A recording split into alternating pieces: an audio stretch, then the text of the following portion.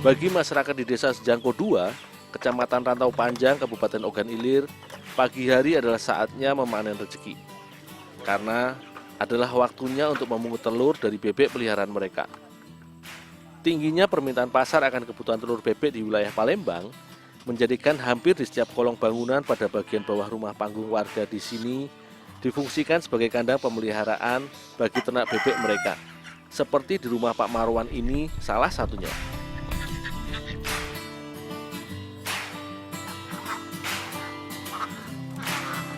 Ketika memasuki bulan tertentu, seperti saat musim hujan tiba, letak geografis Desa Sejangko 2 cukup berdekatan dengan Sungai Sejangko yang merupakan salah satu anak sungai dari Sungai Musi ini.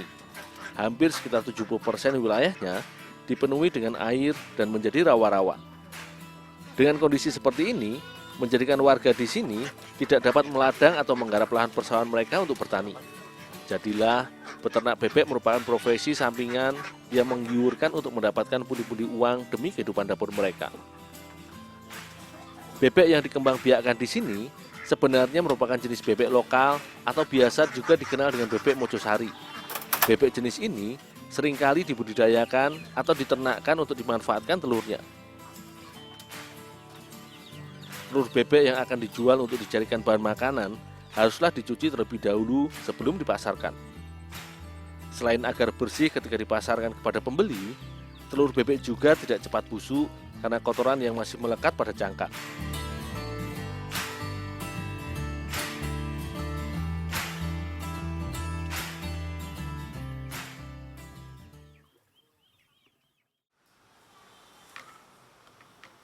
Di berbagai wilayah, telur bebek memang seringkali juga digunakan sebagai bahan dasar berbagai macam olahan makanan maupun jajanan. Kali ini, aku mengolah telur bebek menjadi salah satu olahan makanan tradisional khas kota Palembang, yaitu telaukan. Bila pada olahan makanan maupun jajanan, telur bebek seringkali hanya dimanfaatkan isinya saja, namun olahan tradisional khas kota Palembang ini juga memanfaatkan cangkang telur sebagai bagian dari olahan. Karena itulah, cangkang telur hanya dipecahkan pada bagian ujungnya saja agar cangkang tidak hancur dan bisa digunakan kembali nantinya.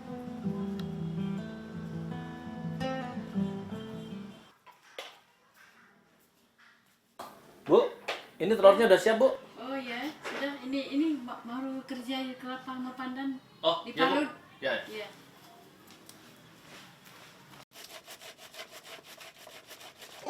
Telaukan merupakan olahan makanan tradisional khas Palembang yang hampir sekitar 80% komposisi bahan utamanya adalah telur bebek. Sisanya adalah bahan tambahan sebagai campuran adonan seperti daun suji, daun pandan, dan juga santan kelapa.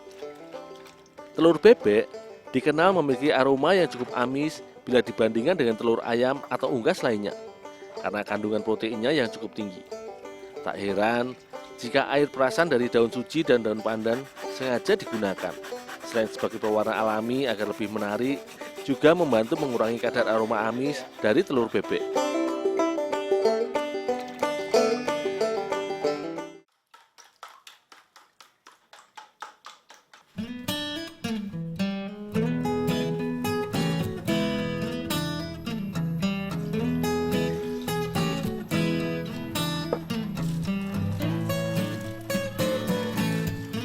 Proses pembuatan telaukan sebenarnya cukup sederhana dan singkat. Setelah semua bahan-bahan siap, selanjutnya telur bebek dikocok dan dicampur dengan tambahan bahan lainnya seperti santan, air perasan daun suji, dan daun pandan. Agar adonan tidak terlalu cair dan padat saat dimatangkan nanti, Ibu Nur menambahkan sedikit kapur sirih ke dalam adonan telaukan. Selanjutnya, setelah semua bahan tercampur rata, adonan pun dimasukkan ke dalam cangkang telur kembali dan ditutup dengan busa agar adonan tidak keluar atau tumpah ketika dimasak nanti.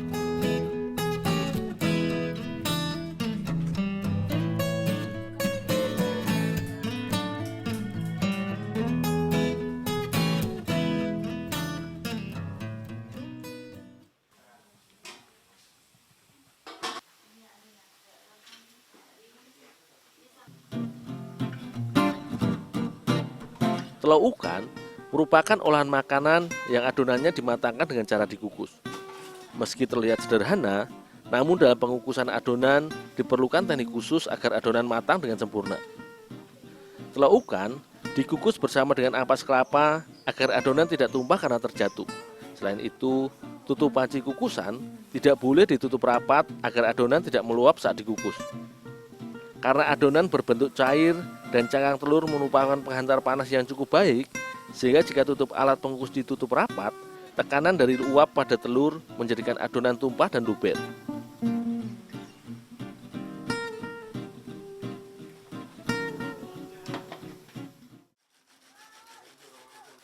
Pindang bagi masyarakat Palembang merupakan sejenis masakan yang memiliki cita rasa sedikit asam dan segar.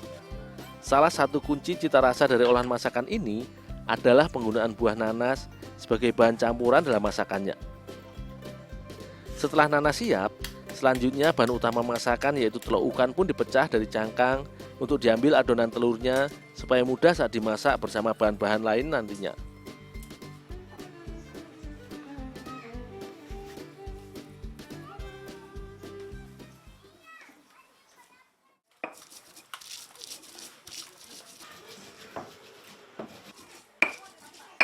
Selagi aku menyiapkan bahan utama, Ibu Yati bertugas mengolah bumbu dasarnya. Beberapa bumbu dapur wajib seperti cabai, bawang merah, dan bawang putih pun dihaluskan bersama. Selanjutnya, sebagai tambahan agar sensasi rasa pada masakan ini semakin berwarna, batang serai, tomat, dan juga daun bawang pun digeprek serta diiris menjadi beberapa bagian agar mudah dicampurkan. Agar terasa lebih mantap, tak lupa Ibu Yati mencampurkan terasi udang atau biasa dikenal dengan istilah calo oleh masyarakat Palembang agar mudah larut serta menyatu dalam adonan bumbu. Penggunaan calo ini juga merupakan salah satu kunci utama pada masakan pindang khas Palembang ini. Karena pindang seringkali identik dengan beraroma atau berbahan dasar dari ikan.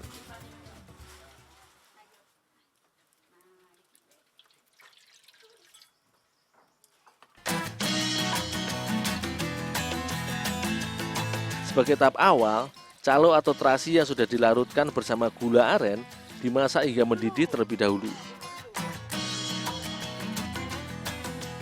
Setelah mendidih dan aroma khasnya muncul, kemudian perpaduan bumbu rempah dapur pun ditambahkan ke dalam kuali. Sebagai tahap akhir, barulah air perasan nanas serta telur ukan yang aku persiapkan dicampurkan dan dimasak bersama bumbu hingga meresap dan kuah matang. Telur ukan sengaja ditambahkan terakhir pada proses pemasakan ini karena tekstur dari telur ukan ini berbeda dengan olahan telur pada umumnya. Telur ukan memiliki tekstur cenderung lebih lembut dan mudah hancur apabila dimasak dengan kuah.